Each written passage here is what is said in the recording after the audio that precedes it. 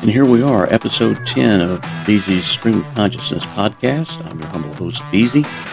Today is Thursday, May 30th, 2024, coming to you from the Starbase One studio. And as much as I would like to get into other things today we've got a lot to cover as far as our story time. I've got a couple of chapters I want to read from Cloaks and Barbs, so we're going to get into that straight away. Within 2 seconds, make a couple of minor adjustments here, and we'll get into that momentarily. And for those of you just now tuning in to our podcast, we've made a little format adjustment. I am going to be reading from one of my books. This one's Cloaks and Barbs. Yesterday we read basically just the beginning, the acknowledgments and the foreword. Today we're going to read the introduction and chapter 1, If We Are Spared. So let's get right into it, guys and gals, and I appreciate you listening. And here we go. This is the introduction to Cloaks and Barbs. Kelstein House, the Eagle's Nest, Berchtesgaden, Bavaria, July 2nd, 1943. The Chancellor of Greater Germany paced impatiently along the balcony of the chalet overlooking the Kelstein mountain valley. It was near supper time, and the Fuhrer was looking forward to one of his favorite dishes, angel hair pasta covered by vegetable marinara sauce. In order to blunt his hunger, so that he would not overindulge at the meal, he munched on an apple that had come from his personal orchards further down the mountain. "I tell you, Bormann," he said crossly to the uniformed man standing silent a few feet away, "I do not like having to wait around for this person. I particularly dislike your suggestion that I meet him here at Kelstein House instead of at my residence. This place is far too decadent for my tastes. I never should have listened to you and Speer when you wanted to build this monstrosity for me." Bormann did not move, but only said softly, "It very well may be that, my Fuhrer. However, it is precisely for that reason that I have had him brought here. I felt it important that you impress him with the trappings of your office." Hitler turned and glared at his private secretary even as he stuffed the remains of the apple into his mouth. His postage stamp of a mustache quivered as he rapidly chewed. "And what exactly is it that makes our meeting here so important?" he spat. Bormann remained calm and ventured an ironic smile. "Perhaps, my Fuhrer, he can offer us something that can ensure our victory against the Allies." Hitler grunted and turned back to lean against the railing. "As if we need his help," he muttered. "The Yanks, the Tommies, the Russians, they can all go to the devil. We will crush them all within a year, and with no one to thank other than our own people and our own ingenuity." His breathing was quick and rapid, and Bormann watched Hitler's shoulders bobbing with each breath. The secretary waited for his leader to launch into one of his signature diatribes, but none was forthcoming. Instead, he appeared to calm a bit, and after a few moments he inhaled deeply and spread his arms towards the mountains. "Do you smell that, my old friend?" he asked as he threw his head back. "It is the smell of the Alps. It is clean, it is pure, and it is German." He breathed deeply again and sighed explosively, sagging against the rail as if the experience had somehow drained him. "Indeed it is, my Fuhrer," agreed Bormann, rolling his eyes at his leader's theatrics. As he waited for the Chancellor to speak again, his mind wandered to the strange visitor they were about to receive. A week earlier, Bormann had received a very strange telephone call in his office in Berlin. It had come over his secure line, the one only known to members of the High Command, the one that was accessible only by certain telephones and certain exchanges in certain buildings in Berlin. "Yes," he had said tersely into the receiver, thinking it was Grand Field Marshal Wilhelm Keitel, Supreme Commander of the German Armed Forces. "Bormann," said a strange, sinister voice, "I must meet with you and your Chancellor." Bormann frowned and stared at his telephone. "Who is this?" "My name is unimportant at this time," said the voice. "What is important to us is that Germany prevail in this conflict." "Just a moment," he interrupted sharply. "Who is this? How did you get this number?" "You are wasting time," the voice said icily. I wish to meet with you at a place of your choosing 1 week from today. The Chancellor must be present as well. At that time, I will give you information that will be useful in destroying the Allies." Bormann thought quickly. If this person wanted to meet with Hitler so urgently, surely it was an attempt on the Fuhrer's life. "Impossible," he said evenly. "The Fuhrer is a very busy man and cannot be troubled." "Do not be a fool, Bormann," the voice said coldly. "If we wanted to take your Fuhrer's life, we could have done so long ago. If we wanted to take your life, we could do it right now. At this moment, I can see you are seated at your desk with the telephone in your left hand. Your right is spinning your ink pen in idle circles on your blotter. Your mouth is hanging open and you have a small stain on your uniform tunic just below the eagle insignia. Apple filling, I believe, from your strudel dessert at lunch." Bormann looked wildly around his office. "You cannot see me," the voice continued with barely perceptible amusement. "No, I am much too far away, even for your precious V rockets to reach." Bormann's hand went white as he gripped the receiver. How did he know that? "Well, what is it that you want, then?" he asked quietly. "As I said, I simply want to meet with you and your Fuhrer to discuss how we can help one another. You need not fear, not yet at least, for I will come alone and unarmed. I will come to talk and listen. My people will wait to hear what your Fuhrer has to say." Bormann cleared his throat, but his voice cracked when he spoke. "Why should you want to help us at all?" he asked in a small voice as he tried unsuccessfully to sound disinterested. "And what country do you represent?" "I will answer the second question first," Ed replied. "I do not represent a country as you understand such things. I represent my people, and we wish to see Germany be the victor in this war. Without us, you will lose, and lose badly, so badly that the Third Reich will join the Ottoman Turks, the French Bourbons, and the Romans in the ash heap of human history." Bormann had not achieved his station by being stupid or small-minded. However, something in this stranger's tone told him he must make this meeting happen. However, he had one last card to play, one last test to perform before he acquiesced. "You mentioned our V series of rockets," he said, stalling while his mind raced to figure out who this caller was and how he knew so much. "What do you know of them?" Bormann," said the stranger, as if he were addressing a child. "We know everything about your rockets. In fact, we know everything about the Third Reich. We know that the Allies will bomb your facilities at Peenemünde next month, and that you will move them from the middle work near Nordhausen. We know that the A4 rocket will be operationally ready by the end of the summer. Von Braun has already informed you of that, I believe." Bormann's mouth gaped open again. Von Braun had personally called him 2 days before with that very news. "Close your mouth, Bormann," the voice chided. "What else would you like to know?" The secretary had heard enough. "We will meet at Kelstein House 1 week from today. It is—" "We know exactly where it is," said the voice. "1 week hence, Bormann." And the line went dead.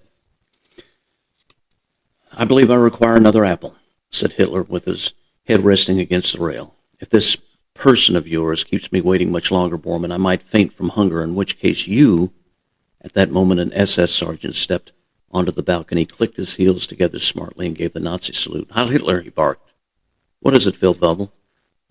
Bormann asked sharply. "The visitor is here, Herr Party Councillor." "With your permission, my Fuhrer?" Bormann asked. Hitler only grunted and slowly straightened himself. Bormann nodded to the young sergeant. "Bring him here," he said, "and leave us." The soldier saluted, turned on his heel, and went back into the residence. Presently, a very tall figure in a flowing black robe strode out onto the balcony. He wore a hood that was drawn low over his face and black leather gauntlets on his large hands. In the crook of one elbow, he carried what appeared to Bormann and Hitler to be a scroll of some kind. He towered over both of the Germans, and Hitler's eyes went wide as he looked up at him. "Welcome to Kelstein House, began Hitler somewhat nervously. "Call me Bote," he said slowly and menacingly. "That's a strange name," Hitler observed, his eyes narrowing suspiciously. "Harbinger, eh? Why should we call you that?" "Because I bring tidings," Bote said coldly, "and I can see the future." Hitler looked at Bormann and laughed. "One of your little jokes, eh, Martin?" he asked. A few locks of his hair came loose from his forehead and hung down in his eyes, giving him a wild look. "Nein, my Fuhrer," said Bormann quietly, "this is not a joke." "We'll see about that," scoffed Hitler. "Here, you." Exactly where are you from? England? Your German is horrible. The accent is all wrong. Another Allied spy, perhaps. A wild light had come into the Fuhrer's eyes, and the volume and pitch of his voice increased. Can you not speak now, Air Messenger? I am not from here, Bote replied. You would do well to let me speak, Chancellor, for your war does not go well. What? Thundered Hitler. The strange visitor was unmoved. Last month, your finest general allowed his forces to surrender in Africa, he said softly and slowly. Your greatest admiral withdrew your U-boats from the Atlantic. In 2 days, the Allies will land troops in Sicily. We will crush them, roared Hitler. You will not, countered the stranger. You will lose Italy. Meanwhile, England will continue to be resupplied by America now that your submarines no longer patrol the shipping lanes. That fool Donuts, bellowed Hitler. I told him not to. There is more, if you will hear it, said Bote ominously. In 3 weeks, England and America will bomb Hamburg and kill nearly 80,000 of your people. Silence, screamed Hitler shrilly. You will be silent. I will hear no more of this. He was trembling with rage. Bormann, shoot this thing and have the body burned. Bormann hesitated. Bormann! Draw your weapon now. Slowly, Bormann drew the Luger from its holster, but kept the weapon pointed at the wooden deck of the balcony. Do you not want to know why I am here? Asked Bote. I am both messenger and prophet. Hitler stood still, his face a frozen mask of rage, but he said nothing for several seconds. My people wish an alliance with yours, Chancellor, the stranger continued. You seek to destroy the Allies. We can help you do this. We have the means to bring England to her knees and the means to force America from English soil. Well, we too have the means, Hitler spat. A year from now, said Bote, ignoring the Chancellor, the Allies will have established a beachhead in France.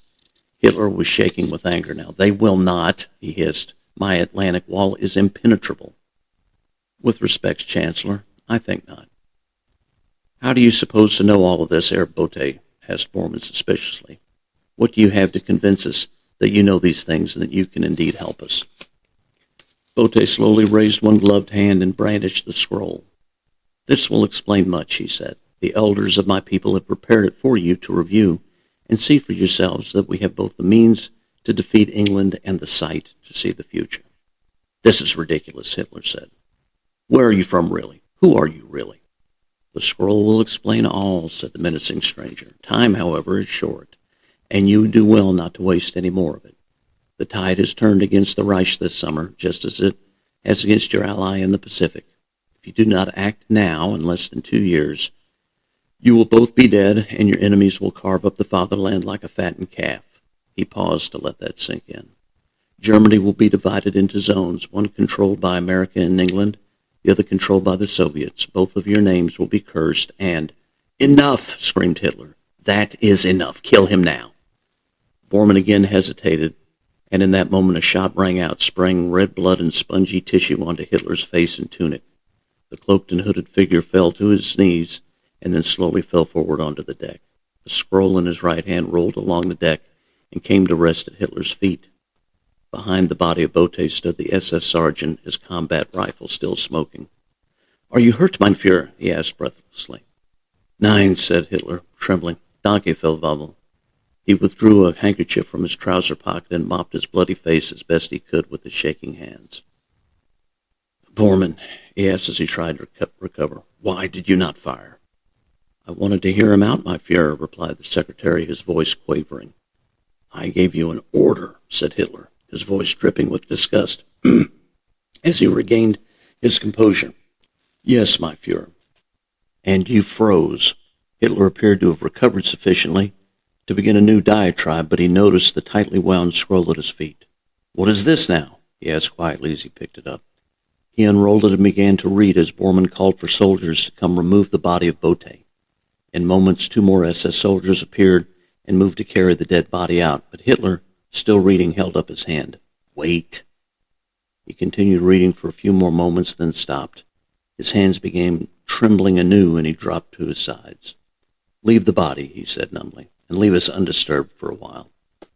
After the soldiers left, Bormann came to his Führer's side. What is it? He asked, shaken by the ashen expression on Hitler's face. The Fuhrer thrust the scroll into the secretary's hands. "Read," he said tersely, and walked shakily over to the body. Borman's eyes hurriedly scanned the scroll. At length he looked up and swallowed hard. "I had no idea," he stammered. "I merely thought that he was." "He was an emissary, you fool, just as he said," snarled Hitler as he stooped over the body, still face down on the deck amid a pool of thick red blood.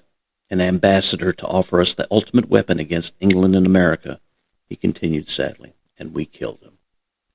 Curious to see the face of his deceased guest, Hitler gently rolled the body over onto its back and pulled back the hood. He screamed and leapt back nearly into Bormann's arms. Bormann looked and gasped, dropping his Luger onto the deck. "What the devil is that, my Fuhrer?" he asked as he felt bile rising in his throat. Hitler could only tightly shut his eyes and shake his head. "What do you think they will do to us? Will they destroy us instead, do you think?" "We must return to Berlin at once, Martin," whispered Hitler hoarsely, opening his eyes and staring at the abomination still bleeding on his balcony. "Call in the entire staff." "Everyone, my Fuhrer?" Bormann's face was deathly white, but he had stopped trembling. "Everyone, Martin. It is apparent to me that we are no longer battling mere men in this conflict. This is the greatest threat we could ever face." He stopped and straightened himself up, smoothing his hair and regaining his composure. Bormann could see that familiar gleam returning to his leader's eyes. He knew that his Fuhrer was a man capable of expressing both ends of the emotional spectrum within moments of one another. "Or," he said, strength rising in his voice, "it could be our greatest opportunity. Perhaps these people can indeed assist us, after all. Perhaps we can use them as we used Il Duce. I must hear what the others have to say first. Make the arrangements at once, Martin. We leave tonight." He started to walk past the body and stopped without looking down. "Keep this preserved. We will bring it with us. Send for Mengele at Auschwitz. I wish for him to examine it and tell us all what he thinks. I wish to know everything there is to know about our guest." "Jawohl, mein Fuhrer," Bormann replied as Hitler passed within the residence. He too straightened up and attempted to holster his weapon, but his shaking hand missed the holster several times. He could not take his eyes from the dead form before him. Soon soldiers reappeared to move the body, but they blanched when they saw it. "Put it in a bag," he said shakily, "and put it in my car." When they hesitated, he rounded on them. "Those are the Fuhrer's orders, you fools," he said as he mustered his courage. "Now move." They manhandled the body back into the residence, leaving him alone on the deck. He looked down at the bloodstains, turned abruptly, staggered over to the railing, and then vomited down the side of Kelstein Mountain. Chapter 1. USS Bogue, CVE-9, the Celtic Sea, 110 miles southeast of the Irish coast, August 5th, 1943. Ensign Thomas Gunn looked to his left and saw the yellow-shirted deck crewman raise the flag in his right hand and twirl it over his head repeatedly as he squinted into the rain. Gunn pushed the throttle against the stops, and the powerful Wright R-2600 engine of his plane roared and strained such that it had put all of his weight on the brakes until he received the signal to launch. Outside of the plexiglass canopy of his Avenger, rain assaulted the flight deck of the USS Bogue, making the 9,800-ton aircraft carrier pitch and corkscrew in the roiled seas. The deck officer continued to twirl his flag as he watched the bow of the carrier dive into wave troughs and rise at their crests. Gunn knew he would have to time it just right at the crest of a wave to successfully launch in this weather. If they timed it wrong, he would fly straight off the deck and into a wave, possibly killing himself and his two crewmen. At last, the deck officer dropped his flag, and Gunn released the brakes. The Avenger, a fat cylindrical torpedo bomber built by Grumman, lumbered down the short flight deck. Lightning flashed overhead, providing a brilliant counterpoint to the darkness of the North Atlantic storm. Normally, Gunn knew there would be no way that they would launch planes in such weather, but Bogue and her wing of 24 Avengers and 10 Wildcat fighters were all that stood between German U-boats and the convoy of merchant ships that bobbed along 8 miles to the south. He knew that there were some Allied submarines in the area, too, but he thought that they would be closer to the French coast, too far away to help protect the thin-hulled merchant ships. A few old destroyers were running interference to the east, but their sonar was very limited. Convoy Charlie Zebra 23 was a big one. 55 Liberty ships loaded with ammunition, jeeps, M4 Shermans, rations, gasoline, and troops, and it needed to get through. A week earlier, it had sailed from New York, Boston, and Norfolk, joining the escort carriers Bogue and Block Island, as well as their attendant destroyer escorts off the southern coast of Newfoundland on its way to Southampton. In the first few days of the convoy, they had seen fair weather and no U-boats. Gunn knew from the pre-sailing briefings that Allied subs would be sweeping the area to the east and south of the convoy, but like most of his fellow pilots, he quietly hoped that one or two would get through so that he could have a crack at them. He had only joined the fleet 2 months earlier, and this voyage represented his first convoy escort duty. The sandy-haired aviator was anxious for some action. He felt the flight deck pitch up, and soon his Avenger was clawing its way into the rain-filled dusk. He raised his landing gear and throttled his engine back a bit while making the mixture slightly leaner.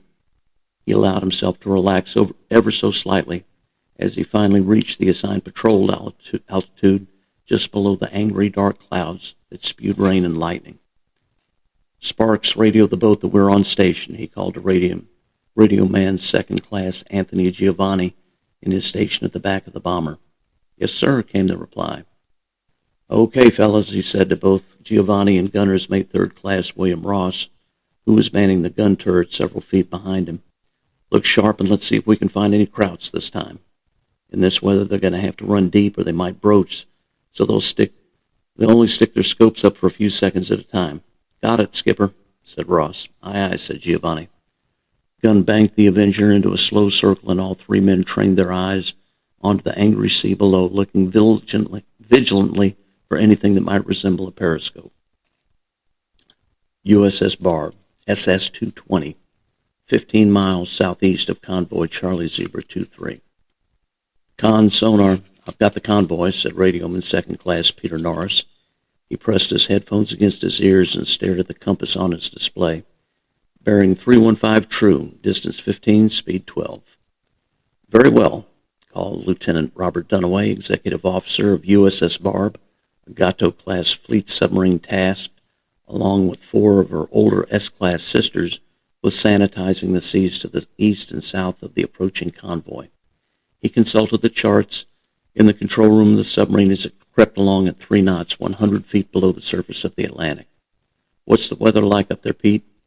"Lots of wave action, sir. Sounds like one hell of a storm." "Yeah," grunted Dunaway. He walked 3 paces past the diving manifold and plainsman until he stood beneath the hatch to the conning tower. 2 khaki-clad legs dangled down through the hatch into the control room, and a craggy, careworn face looked down at him. "Sparks says he's got a convoy, Skipper, right where it should be. I've got the plot updating down here right now." Commander Wendell Matthews nodded and leaned his head against the periscope. "Very well, Mr. Dunaway," he said with a sigh. He was tired, hungry, and perplexed. He knew that the escort carriers had refined their anti-submarine warfare tactics during the last part of the prior year and the first part of the current one, and that they had bagged quite a few U-boats in the last 90 days. But he could not imagine why they had gone nearly a week without so much as a single contact.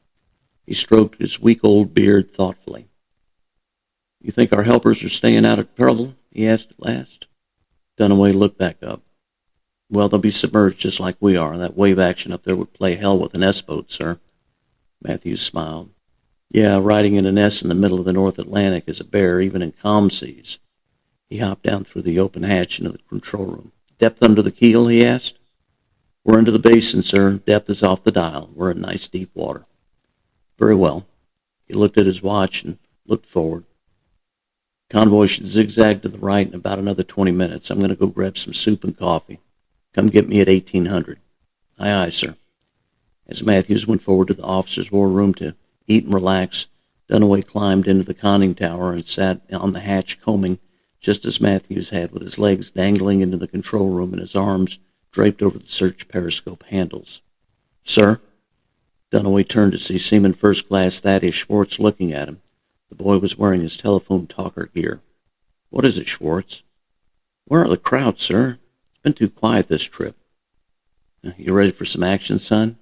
The lad smiled and nodded. I guess so, sir. He froze and put his hands to his headset, listening intently. Sir, sonar contact bearing 175 relative. Submerged contact, twin screws. Speed 7. Heading 315. Right towards the convoy, said Dunaway as he dropped out of the conning tower into the control room. Get the captain up here, he called forward. Looking back into the conning tower, he said, Chief O'Brien, start your track and fire up the TDC. He saw the head of Seaman Schwartz appear at the lip of the hatch and peered down at him. Looks like you're going to finally get some action, kid. Schwartz grinned and disappeared back into the conning tower. U-462. Captain Lieutenant Bruno Muller leaned against his periscope and slowly peeled an orange as his command U-462 crept towards the Allied convoy at 7 knots. His was one of the last U-boats to remain in the Allied shipping lanes after Grand Admiral Donitz had ordered his submarine fleet back to continental European waters during the previous month. The Allies' anti-submarine measures had resulted in unacceptable U-boat losses, and Donitz didn't want to risk having his fleet decimated. He did, however, order a handful of veteran boats to take their time returning to the European coast in the hopes that they would be able to pick off a few more merchantmen. U-462 was one such boat, and her skipper was known to be a careful yet resourceful sub-commander. Capitan, hissed a sonarman from the sonar shack a few feet away. The lad slowly turned the wheel on his panel, that in turn moved the sub's sonar head. Aspect changing on the convoy. It is turning to new course of 135, sir. Muller smiled and bit into his orange. It was still sweet and juicy. Some of the juice dribbled down his chin and into his beard. Helm, he said quietly. Hold your course. Hans, he said to his executive officer standing at the chart table with the quartermaster. Update your attack. They're coming right to us now. Stand by on tubes 1 through 4. Ja, Capitan, replied the burly exec, who relayed the orders via voice tube to the forward torpedo room. Sonar, what is the closest vessel? Asked Muller as he took another bite of orange. The young sonarman listened for a few moments and then said softly, The lead ship is a twin-screw vessel, sir, making turns for 10 knots. There is much surface noise, wave action. Sounds like one of the older American destroyers, sir. Muller nodded. Ah, he said, finishing his orange. He tossed the rind aside. We will kill this one first, I think. When the convoy scatters, we will kill as many merchantmen as we can before we retire. What about air cover from their little carriers? Asked Hans, looking worried. Or perhaps English bombers based in Ireland. The storm overhead will likely ground their aircraft, my old friend, said Muller. However, we will look first. Helm 10 degrees up on the planes. Dobler, make your depth 15 meters. Gently, please. Up periscope. There was some distant creaking as the U-boat changed depth, and the periscope slid out of its well with an oiled hiss. 15 meters, Capitan, said Chief Dobler from his place at the vent manifold. Muller already had his eye out to the periscope and was turning it slowly in a circle. U-462 gently began rolling from side to side from the wave action 45 feet above their heads. Maintain this depth, he said quietly. Ah, it is as I thought. Seas are about 3 to 4 meters, very unpleasant for sailors on the destroyers and merchantmen. It is getting quite dark and the rain is coming down in sheets. The Allies cannot have any of their sub-hunters up in that. No, my friends, we have only to deal with the escorts, I think. Demon 1-9er. Gunn was fighting his aircraft's controls. The storm was getting worse and the swirling winds were whipping the rain in such a way that it was nearly impossible to see the surface of the ocean. You fellas see anything? He asked his crew. Negative, sir, said Ross bluntly. Can't see shit in this. Yeah, it's pretty bad, agreed Giovanni. He continued to search the waters below when something caught his eye. He blinked twice and caught his breath. Hold it. I think I got something. Where? Asked Gunn excitedly. About 5 o'clock, sir, about 50 yards away. Looks like a periscope. Gunn banked the Avenger and squinted into the gloom. The ambient light had nearly faded completely, but intermittent lightning flashes briefly illuminated the sky and sea. Wait for the next flash, sir, said Giovanni. There. Sure enough, Gunn could make out the linear wisp of foam as the broomstick-like periscope cut its way through the waves. I'll be damned, he murmured. Sparks, radio the contact in now. It looks like our friends are headed right for this guy. Giovanni hurriedly got off a contact report on his wireless while Gunn tipped his wings towards the periscope. USS Barb. He's changed depth, sir, reported Norris. I'm starting to lose him in the surface clutter. He'll be at periscope depth, muttered Matthews as he tried to down the rest of his beef barley soup. He turned to Dunaway. Let's go. They climbed up into the cramped conning tower where Dunaway took his position at the torpedo data computer, the TDC, while Matthews sat before the periscope. Make your depth 60 feet. Bring us up nice and quiet. Mr. Dunaway, update your solution and make ready tubes 1 and 2. The orders were repeated and implemented, and soon Barb was 60 feet below the churning surface. Matthews peered through his search periscope. Heavy wave action, he reported for the benefit of his crew. He could feel the waves as they slapped against the periscope mask. It's damn near dark, but there are lots of lightning. I may be able to see... His voice trailed off as there was a tremendous flash of electricity in the distance. In that moment, he thought he could see what looked like a long broomstick cutting through the waves dead ahead. Beyond that, he could see the unmistakable silhouette of a Mayhem-class destroyer bearing down on them. Overhead, he could see the twinkling running lights of some sort of aircraft. Downscope, he said hurriedly. Helm, full right rudder. Make your course 080. Make your depth 100 feet. In front of him, the helmsman put his wheel all the way over to starboard, while the plainsman and diving officer worked to move Barb further into the black water. Behind him, Dunaway and his fire control team feverishly worked to update their firing solution. Let's get out to seaward a bit and let the hunter-killers do their work. He shook his head in disbelief. I can't believe the Navy's got anything aloft in this mess. Solution updated, Skipper, said Dunaway after a few moments. Good. Ready stern tubes 1 and 2, just in case the can misses. Demon 19er. Gunn toggled the switch that opened the Avenger's bomb bay doors where the 2 general-purpose 500-pound bombs hung, ready to drop on any contacts. He quickly armed both bombs and brought the fat Grumman around. The vicious wind outside buffeted the tubby bomber, and Gunn fought to line up his sights on the periscope in the water below. Okay, I'm lined up, he said excitedly. He's right there. He turned the Avenger in a gentle bank towards the periscope and the U-boat beneath. Here we go, he said quietly as he threw the switch on his instrument panel that would release the bombs. He waited for the slight jolt and the accompanying lightning of the plane that would mean that the bombs were away, but nothing happened. He hit the switch again and again. Nothing happened. Swearing loudly, he had to pull up and circle back for another run. What gives? Asked Giovanni. The damn bomb release is kaput, he raged. Coming back around, Tony. See if you can release them manually. In this weather, we're only getting a couple of more passes. Hustle, kid. Aye, Skipper, said the radio operator as he unbuckled his safety harness and wormed his way to the bomb bay electrical panel at the front of his position. U-462. Active sonar, reported the sonarman. The American destroyer is pinging, sir.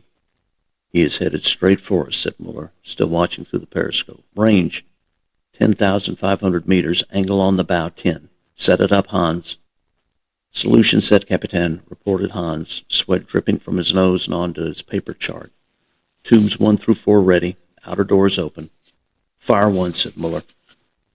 Fire 1, repeated Hans as he depressed the plunger that launched the weapons. The boat shuddered as compressed air ejected the G-7A torpedo from its tube. Torpedo away. Fire 2, ordered Muller, and repeated the order to empty tubes 3 and 4. All torpedoes away, reported the sonarman, straight on course. Running time, Hans? Asked Muller. Hans consulted his chart and checked his handheld stopwatch. 55 seconds, Herr Capitan. Very well. Dobler, make your depth 70 meters. Quiet the boat. Demon 19er.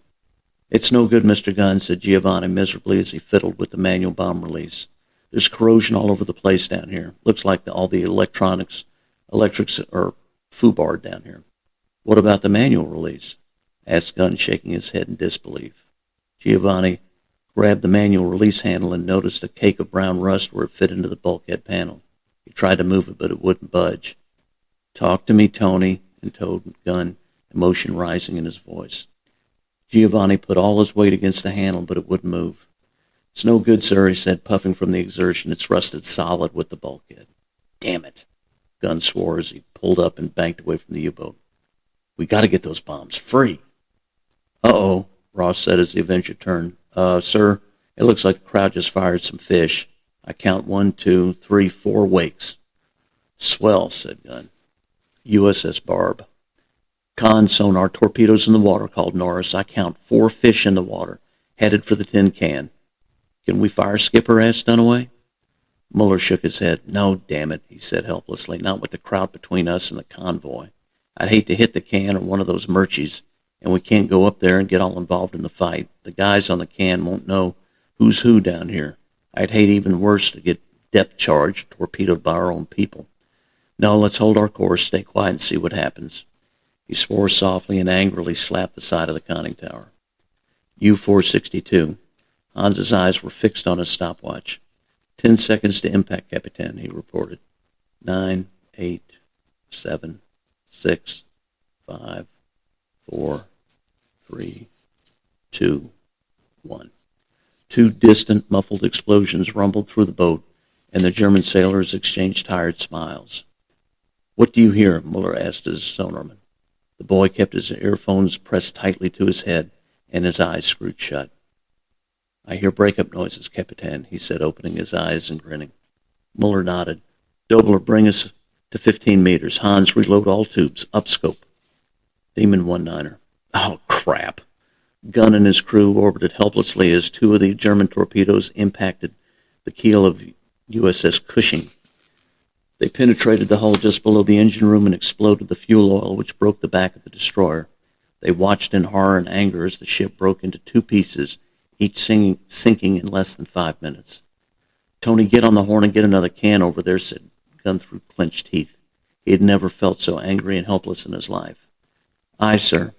They continued to circle, trying to pierce the rain with their eyes for survivors. There was so much burning oil and flotsam on the surface that it was difficult to make out anything. After a few moments, Giovanni came back on the intercom. Sir Bogue is ordering us back aboard. What about another destroyer? Preble is en route, sir. ETA is 15 minutes, give or take. Can I acknowledge the recall order? Damn it, there's a crowd U-boat still out there. We've got 2 bombs to drop. I understand, sir, said Giovanni miserably. What are your orders? Other than the burning oil on the surface and the occasional lightning flash, there was complete darkness below them. Gunn checked his fuel and swore so loudly that both Ross and Giovanni jumped. Okay, Tony, he said finally. Acknowledge the order. Tell them we're coming home and tell them about the bombs, too. With that, he gave one last look at the dark water below and banked his Avenger around to the north, following his direction finder back to Bogue. USS Barb. It looks bad, reported Matthews. The can is gone, broken in 2. Must have hit the keel just below the boilers, said Dunaway somberly. Yeah, Matthews agreed. I see burning oil on the surface, some wreckage too. I'm sure there are some survivors. The Radio Shack reports a message from the screen commander to Preble, reported Schwartz as he listened to his headset. Preble is to pick up survivors. Hold it, hissed Matthews. I think I see that Kraut bastard. The crew in the conning tower waited breathless. Yeah, it's got to be him. He's headed inside the convoy. Guy's got balls, admitted Dunaway. Yeah, well, we're about to cut him off. He's far enough away from our people that I think we can risk a couple of stern shots. Okay, Robert, plot this. Range 7,500, angle on the stern 300, depth 50. 20-foot vertical spread between the fish. Set it up. Dunaway and his attack team fed the data into the TDC while they also made the proper notations on their charts. After a few moments, Dunaway looked up. Solution set, sir. Ready stern tubes 1 and 2, Matthews grimly ordered. Ready. Dunaway couldn't hide the excitement in his voice. Open outer doors open. Matthews withdrew a stopwatch from his trouser pocket. I have the run time at 39 seconds on both fish.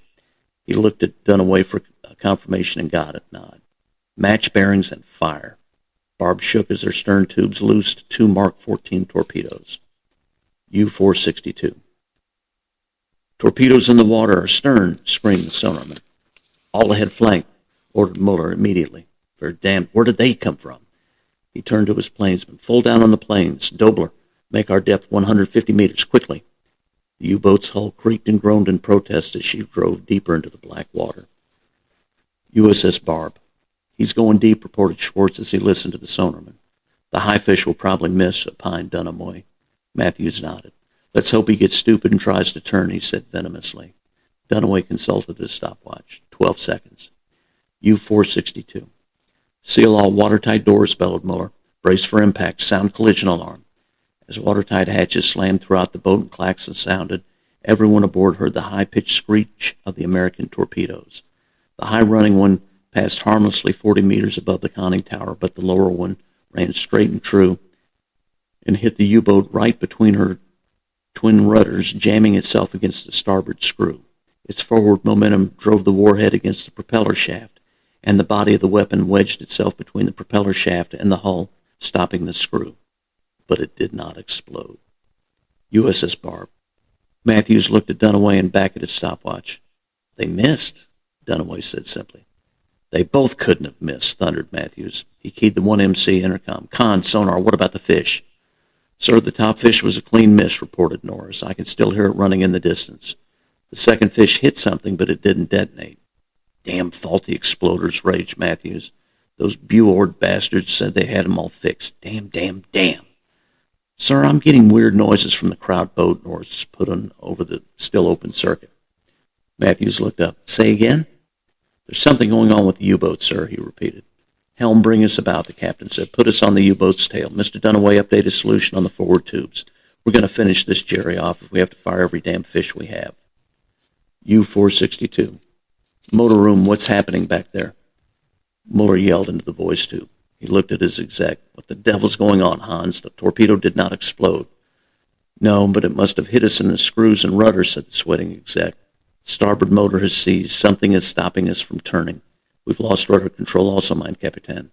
Why? Muller was purple-faced with rage. I do not know, sir. Get back there and give me a report.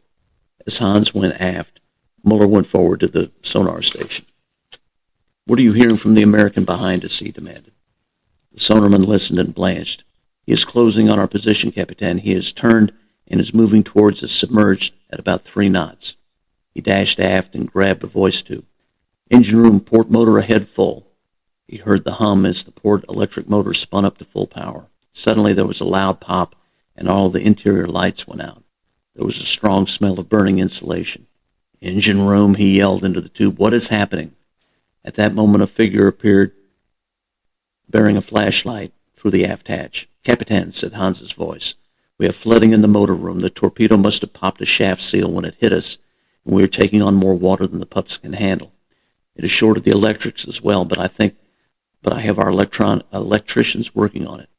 At that, Muller began screaming, and the Americans are bearing down on us even as we speak.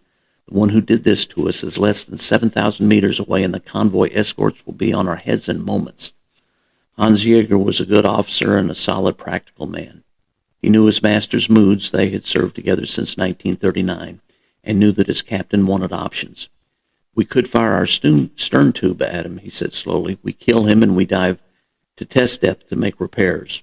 We make depth charges with our tanks. We can operate them by hand. We make depth changes with our tanks. We can operate them by hand.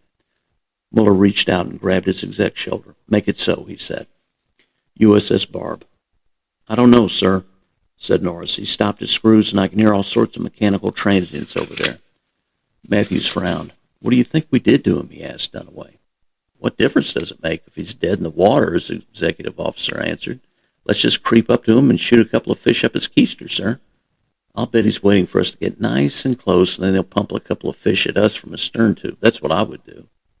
Dunaway shrugged. Well, then, let's not give him the chance, sir, he said reasonably. He tapped the TDC next to him. I've got him all dialed in, boss. Matthews grinned, showing all his teeth. Yeah, he said with a chuckle. Let's save ourselves a bunch of trouble and just send him to hell. Demon 19er. Baker Oboe, this is Demon 19er, called Gunn as he orbited Bogue in a slow, fuel-saving racetrack pattern. I'm nearly bingo fuel at this time. Shall I divert to Baker Love, over? That's a negative, Demon 19er, said the landing signal officer on Bogue. We've just about cleaned up the deck for you. You can enter the landing pattern on your next pass. One of Gunn's squadron mates had landed his Avenger awkwardly in the storm and had plowed into some parked Wildcat fighters on Bogue's narrow, crowded flight deck. That had forced Gunn to circle slowly around the carrier in the dark while the deck crews cleaned up the mess. He had just about used up his reserve fuel when he finally requested permission to divert to Block Island, Bogue's sister carrier steaming 7 miles away. "What's the word, Skipper?" asked Ross as he fidgeted uncomfortably in his turret. "They say they got the deck cleaned up for us," said Gunn. "Get ready to trap, gents. This one's going to be fun." Night carrier landings were considered very risky, but Bogue's skipper, her air group commander, squadron commander, and LSO all thought they could bring Gunn aboard with a reasonable margin of safety. Gunn was a good pilot, if a little green, and they didn't want him having to ditch in these seas.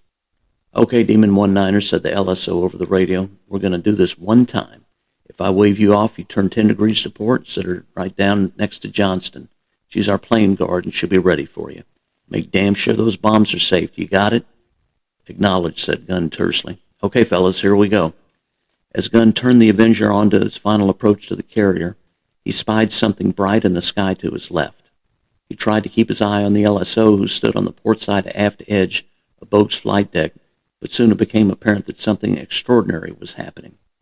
It appeared to be a huge ball of fire that fell out of the clouds to his left at a 15-degree angle. It was enormous.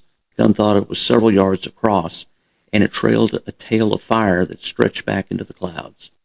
Gunn was transfixed watching it as it roared over the convoy and across the bow of Bogue before plowing into the water a mile or so away, still near the still-burning wreckage of Cushing. Gunn watched it disappear into the water in an explosion of steam, felt a hard thump in his seat, and was thrown forward in his safety harness, and found that he had landed perfectly on Bogue, having somehow snagged an arrestor cable. "What the hell was that thing, sir?" asked Ross, as Gunn shakily shut off his engine and secured the aircraft for stowage on the deck. "I don't know, Billy," he said, "and I sure as hell don't want to know how I just landed this plane either." U-462. "Fire the stern tube," called Muller over the voice tube to the after torpedo room. It was a blind shot, and he knew it, but he had no choice. The American submarine would find and kill him if he did not take action, and if he surfaced in the middle of the storm, in the middle of the night, and in the middle of the convoy, they were dead men. In the aft torpedo room, Muller's torpedoman pulled the levers to open the compressed air flask, which in turn ejected the torpedo. USS Barb. "Match bearings and fire 3, Matthews said to Dunaway. They had crept within 5,000 yards of the disabled U-boat and had changed Barb's depth by 50 feet in order to protect them from a blind stern tube shot. Dunaway hit the plunger to eject the fish, and when he did, they all heard a very curious sound. There was a heavy crash in the water, fairly close at hand, and throughout the boat men could hear sizzling and bubbling as if Barb were in the center of a pot of boiling water. A wave violently pushed against the starboard side of the boat and sent men and unsecured items flying. The bow swung around as if pushed by huge hands, and they temporarily lost depth control. U-462. It was worse for the Germans. The force of the water displacement loosened the jammed torpedo, which also jarred the torpedo propeller shaft. Water now sprayed into the motor room through the compromised seal as if it had come from a fire hose. The electricians who had been working on the motors, those that could get to their feet that had not been knocked unconscious by the high-pressure spray, fought their way to the watertight door and dogged it tight, closing off the compartment. They stumbled forward and made their way to the control room where they told Muller their situation. USS Barb. "I bet he's going to surface, if he can," said Dunaway. "Put us on the roof," shouted Matthews. He didn't know what was happening, but he figured he would take his chances on the surface rather than down in the dark water with the hostile submarine hovering off his bow. The diving officer blew the ballast tanks. The plainsman turned the planes, and slowly Barb rose to the surface. Matthews, however, had no illusions about the Germans. "Battle surface," he called, and the hull echoed with the sound of the general quarters gong. U-462. "We must surface, sir," implored Hans. "Our motor room is flooded. Our electrics are out." Yes, I know the situation, Hans," said Muller, tired and defeated. "We will surface and abandon ship to save the men. The Allied convoy can pick them up. You and I, however, will scuttle this boat and ensure that our intelligence materials, books, and machines do not fall into their filthy hands." Hans Jaeger swallowed hard and cleared his throat. He stood up straight and nodded. I will see to it, Herr Capitan. USS Barb. Barb broke the surface of the Atlantic at 1930. Immediately, her gun crews emerged from the conning tower in their foul-weather gear and prepped the deck weapons for combat. One crew manned the 3-inch gun forward of the conning tower, while others scurried for the 50 caliber machine guns mounted on the cigarette deck and the afterdeck. Meanwhile, Matthews and a pair of lookouts manned the bridge, while a quartermaster uncovered a signal lamp and began signaling to the closest ships in the Allied convoy. A final crew of the boarding party, led by Dunaway, readied the ship's rubber boat to board and seize the German vessel. Soon all weapons were trained on that piece of ocean where the U-boat would be surfacing. U-462. Listen to me, my men, said Muller as he manfully tried to maintain control of his emotions. Nearly the entire ship's complement had gathered either in the sub's control room or adjoining spaces to hear their captain's last orders as their boat slowly rose to the surface.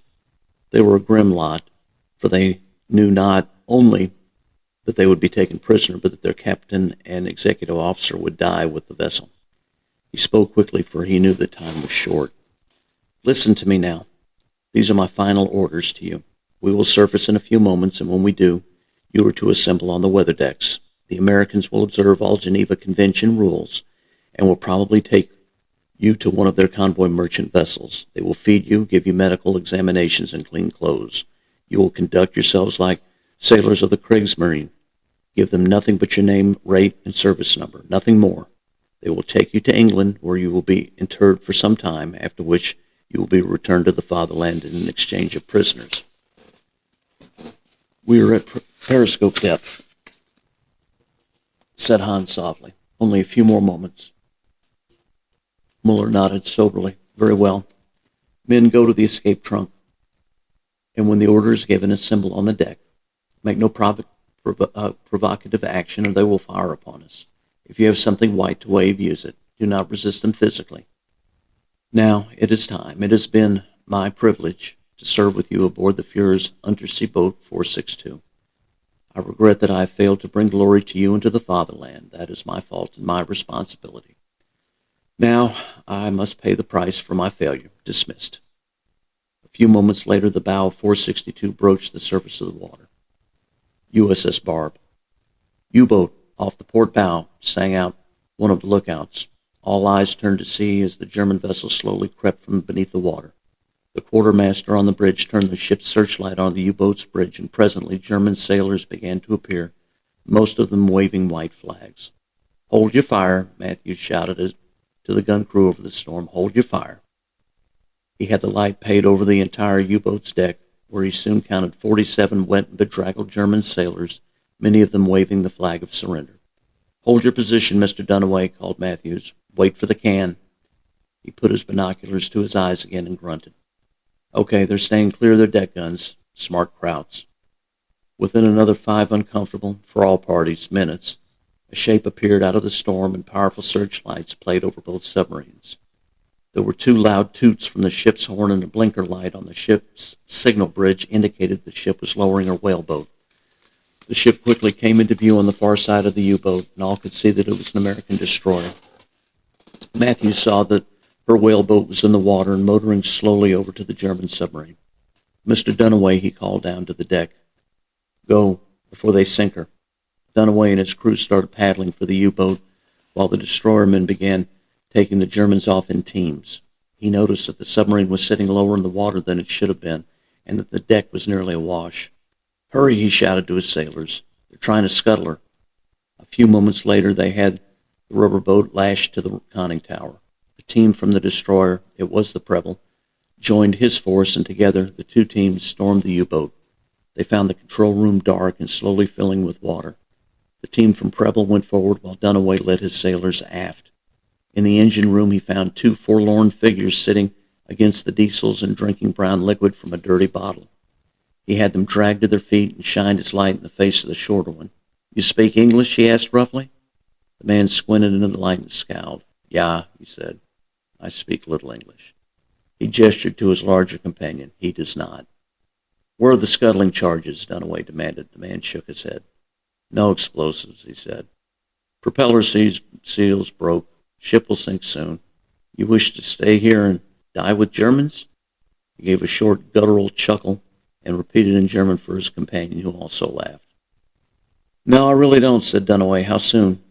The man shrugged and gestured to his legs. The water had risen almost to his knees. Not long now, he said. We did not want to blow up ship with my men on deck, so we let her sink from damage. Dunaway's expression softened, and he even ventured an ironic smile. You crazy kraut bastard, he said. You're damn near drunk. You can't be the captain, can you? Bruno Muller, he said, and put out his hand. Captain of the Führer's Untersee Boot 462. Or I used to be, he added, looking sadly at the rising water. This is Hans Jäger, executive officer. Yes, we are getting drunk. But we are prisoners now. There is nothing more here for you or for us. We destroy code books and code machine. You take us somewhere for hot shower and food. He winked at Dunaway. You crazy Yankee bastard. An hour or two later, with all of the German prisoners fed, showered, and bunked down for the night, and with as many of Cushing's survivors as could be saved, Preble left the convoy to deliver her cargo to England. The rest of the convoy took a slower route to Southampton, while Barb motored as fast as her diesels could move her towards the Allied subbase in Portsmouth, England. U-462 had long since succumbed to her wounds and now lay on the sandy bottom of the Atlantic alongside the wreckage of USS Cushing and a spherical object of great size whose surface bubbled as if from very high heat. It was some time before the bubbling ceased, and when it did, a very long, thin cable emerged from the top of the sphere. It extended up towards the surface, where the wave action whipped it about, but it did not stop until it actually touched the surface. And when it did, it began glowing a phosphorescent green and giving off an odd sound that could be heard for miles around. And there you go. That was the introduction and chapter 1 of Cloaks and Barbs. And my goodness, we are nearly an hour into our show. So we'll go ahead and wrap up here. And tomorrow being Friday will be Top 10 Friday.